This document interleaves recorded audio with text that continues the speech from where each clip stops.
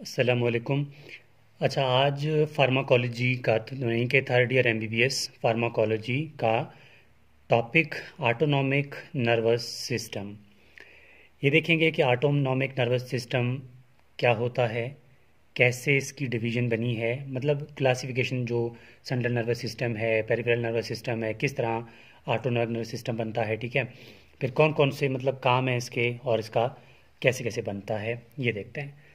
अच्छा, सबसे पहले तो सेंट्रल नर्वस सिस्टम की क्लासिफिकेशन। ठीक है, चलिए पहले नर्वस सिस्टम। नर्वस सिस्टम, ठीक है। ये नर्वस सिस्टम जो है ये डिवाइड है दो में। नर्वस सिस्टम डिवाइडेड है दो स्टेज पे। पहला है सेंट्रल नर्वस सिस्टम, ठीक है, CNS, central nervous system.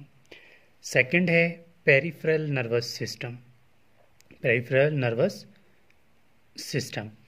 Central nervous system में ब्रेन और स्पाइनल कॉर्ड है। पेरिफेरल नर्वस सिस्टम में आपको मतलब क्रेनियल नर्व्स हो गए, ठीक है, और स्पाइनल नर्व्स हो गए, मतलब जो नर्व्स है ना उनका नाम पेरिफेरल नर्वस सिस्टम है। ठीक हो गया। अब पेरिफेरल नर्वस सिस्टम जो है वो मज़ीद डिवाइड है, ठीक है। पेरिफेरल नर्वस सिस्टम मज़ीद डिवाइड है दो में। पेरिफेरल नर्वस सिस्टम को मज़ीद डिवाइड किया गया है दो एरिया में। Autonomic nervous system, autonomic nervous system, ठीक है। सेकंड है somatic nervous system, somatic nervous system. अब ये जो ऑटोनॉमिक नर्वस सिस्टम है ये फिर मजीद डिवीजन है इसके दो, ठीक है। एक है sympathetic nervous system, sympathetic nervous system.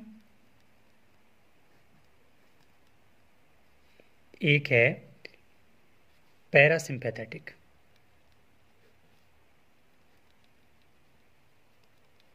Parasympathetic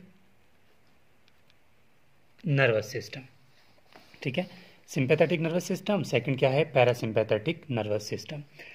अब हमारा काम क्या है सिंपैथेटिक और पैरासिम्पैथेटिक का थोड़ा सा डिफ्रेंशिएट करना, ठीक है, कि क्या क्या होता है। इसको थोड़ा मैं यहाँ पर लिख रहा हूँ, ठीक है। आपने मतलब आपको एफएससी लेवल तक हमने पढ़ा होगा कि जो सिंपैथेटिक नर्वस सिस्टम है ना, ठीक है, सिंपैथेटिक नर्वस सिस्टम ये स्ट्रेस कंडीशन में हमारा एक्टिवेट हो जाता है, ठीक है।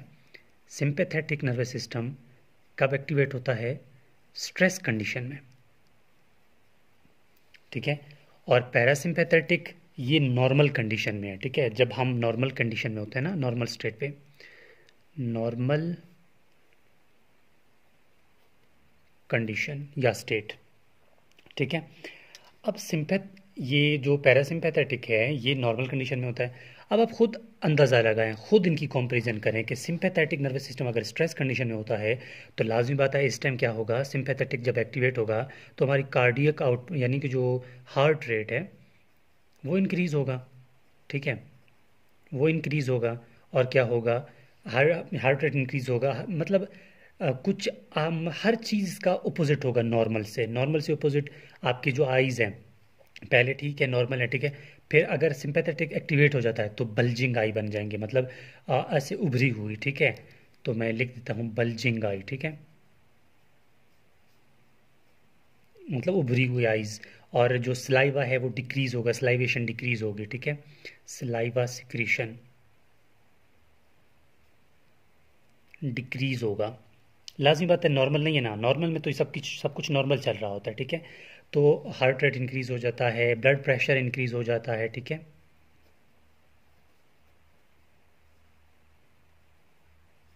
ब्लड प्रेशर इंक्रीज़ हो जाएगा, ठीक। क्योंकि सिंपैथेटिक स्ट्रेस कंडीशन में होता है, फाइट और फ्लाइट की कंडीशन में है, आप लड़ो या भागो, ठीक है। आपने अक्सर बुक में सुना होगा ना, फाइट और फ्लाइट की कंडीशन में, ठीक है,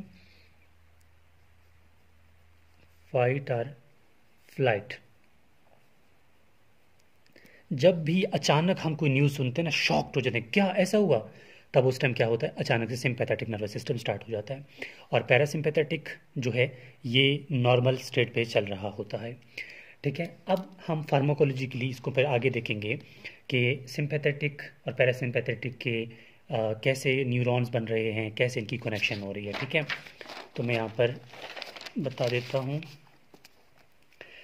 सबसे पहली बात तो ये है कि सिंपैथेटिक और पैरासिम्पैथेटिक बनते किस तरह हैं। ठीक है, सबसे पहले तो ये हो गया जी ब्रेन। ठीक है, ये हो गया स्पाइनल कॉर्ड।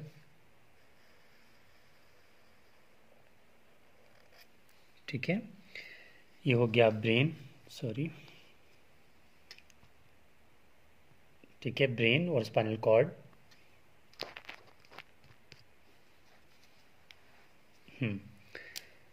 ये है ब्रेन, ये है स्पाइनल कॉर्ड।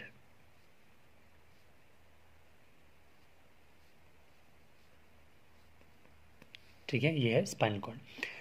अब क्या होता है कि ये तो हो गया सेंट्रल नर्वस सिस्टम। ठीक है, अब इससे जो नर्व्स निकलेंगे ना, उसी का नाम पेरिफेरल नर्वस सिस्टम है। ठीक है, फिर कैसे पेरिफेरल नर्वस सिस्टम जो है ऑटोनॉमिक नर्वस सिस्टम में कन्वर्ट होते हैं वो देखते हैं।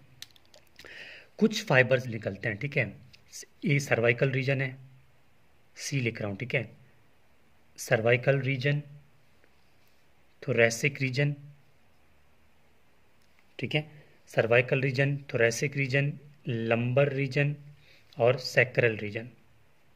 ठीक है, यहाँ से निकलते हैं कुछ फाइबर्स।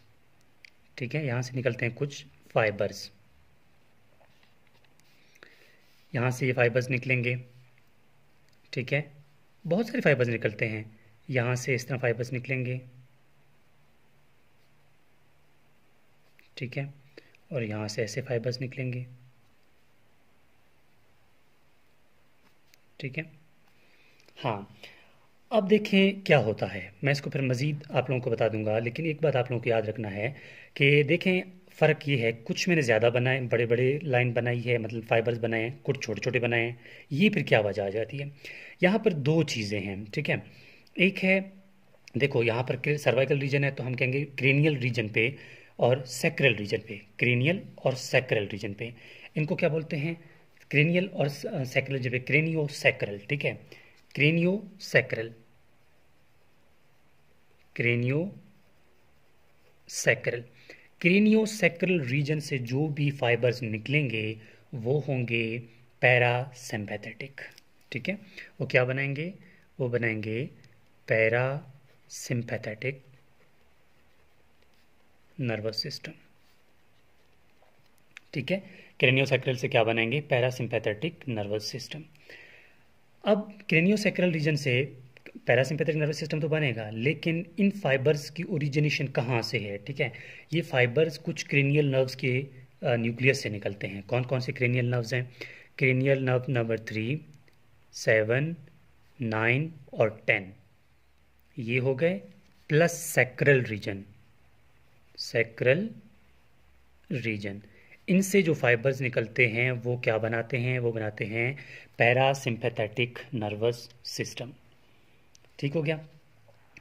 अब इसको मैं बताता हूँ ये क्या होता है। ठीक है, अब सबसे पहले कि ये फाइबर्स हो गए, ये यहाँ पर बनाएगा एक गैंग्लिया, मतलब इसके साथ जोड़ के गैंग्लिया बनाएगा, और लास्ट में ये जाकर अपने किसी भी इफेक्टर यानी ऑर्गन के पास चला जाएगा। यहाँ पर भी ये एक गैंग्लिया बनाएगा और लास्ट में जाकर किसी भी ऑर्गन के साथ जुड़ जाएगा। यहाँ सेम यही कंडीशन है, ये गैंग्लिया बनाएंगे, ये सब लास्ट में क्या करेंगे, जाके एक ऑर्गन के साथ जुड़ जाएंगे, सेम वही कंडीशन। ठीक है, इसको फिर मज़ीद देखते हैं किस तरह होता है ये। इन सब ने गैंग्लिया बनाया और लास्ट में जाके जुड़ गए अपने अपने ऑर्गन के साथ जहाँ पर इनको इफेक्ट करना है। लेकिन इससे पहले मैं आपको ये बता दूं कि ये अगर ये क्या बनाएंगे, ये क्रेनियो सर्वाइकल, क्योंकि मतलब सॉरी सैक्रो क्रेनियो सैक्रल, ये दोनों क्या बना रहे थे, ये बना रहे थे पैरासिम्पैथेटिक। तो फिर सिंपैथेटिक को कौन बना रहा है, सिंपैथेटिक को थोरैसिक और लंबर रीजन बना रहे हैं। तो इसका मतलब ये है थोरैको लंबर रीजन। ठीक है, थोरैको लंबर रीजन क्या बना रहा है, थोरैको लंबर रीजन बना रहा है सिंपैथेटिक नर्वस सिस्टम को। ठीक है, सिंपैथेटिक नर्वस सिस्टम को बना रहा है। लेकिन ये बात याद रखो, लाजमी बात है, जिनके अभी ये वाले और ये वाले आप लोगों को फ़र्क खुद नज़र आ रहा है कि ये जो पहले होगा ना, देखो ना, लाजमी बात है यहाँ से फाइबर्स निकली, इनको देखें, ये पेन से थोड़ा इस साइड पे देखें, ये सेंट्रल नर्वस सिस्टम है, ये पेरिफेरल नर्वस सिस्टम है। अब यह क्या होता है कि यहाँ पर पैरासिम्पैथेटिक की और सिंपैथेटिक के फाइबर्स का जो पहले वाला होगा यानी स्पाइनल कॉर्ड से निकलेगा, तो इसको बोलते हैं प्री, ठीक है, इसको क्या बोलते हैं, प्री गैंग्लियन, यानी गैंग्लिया से पीछे है, ठीक है, तो बोलेंगे इसको प्री गैंग्लियन, और इसको बोलेंगे पोस्ट गैंग्लियन, पीछे है, ठीक है, तो इसको क्या बोलते हैं, पोस्ट गैंग्लियन। ये प्री गैंग्लियन, ये पोस्ट गैंग्लियन, ये प्री गैंग्लियन, ये पोस्ट, ये प्री, ये पोस्ट। फर्क ये आ रहा है कि जो पैरासिम्पैथेटिक है, ये ऊपर वाला पैरासिम्पैथेटिक है, इसके प्री गैंग्लियन लार्ज हैं as compare to pre ganglion of the sympathetic nervous system. तो आप इसको लिख सकते हैं, ठीक है, कि pre ganglions of parasympathetic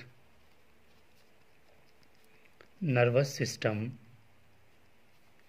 are long, ठीक है, लॉन्ग, क्योंकि प्री गैंग्लियन लॉन्ग है ना, लॉन्ग एज कंपेयर टू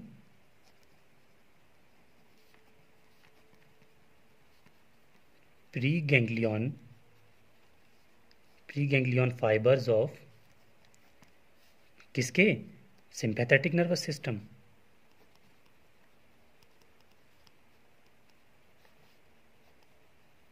ठीक है, एक फर्क तो आपको सामने आ गई है।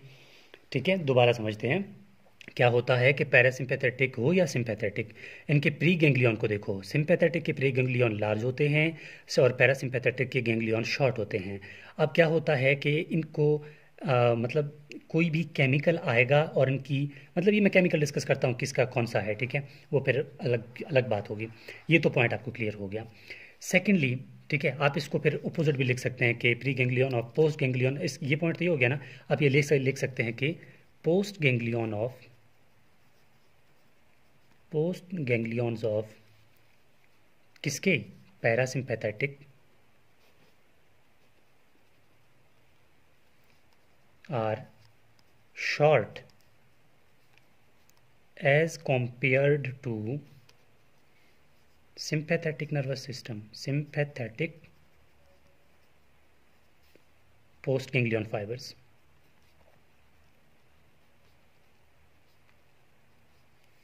ठीक है, तो लाजमी बात है ना, अगर हमने कहा कि जो प्री गैंग्लियन पैरासिम्पैथेटिक के हैं वो लॉन्ग होते हैं और पोस्ट जो हैं वो शॉर्ट होते हैं, यही तो लिखा है हमने कि post ganglion of parasympathetic are short. देखे ना, पोस्ट गैंग्लियन पैरासिम्पैथेटिक शॉर्ट होते हैं एज कम्पेयर टू किसके, एज कम्पेयर टू थोड़े को सॉरी, ये सिंपैथेटिक नर्वस सिस्टम जो कि पोस्ट ये हैं, उसके पोस्ट लंबे हैं, शॉर्ट छोटे हैं, मतलब प्री छोटे हैं। ठीक है, ये भी आप लिख सकते हैं। इसके अलावा आप रिसेप्टर्स की बात कर सकते हैं कि जो रिसेप्टर्स होते हैं, ठीक है, रिसेप्टर्स किसके, पैरासिम्पैथेटिक के।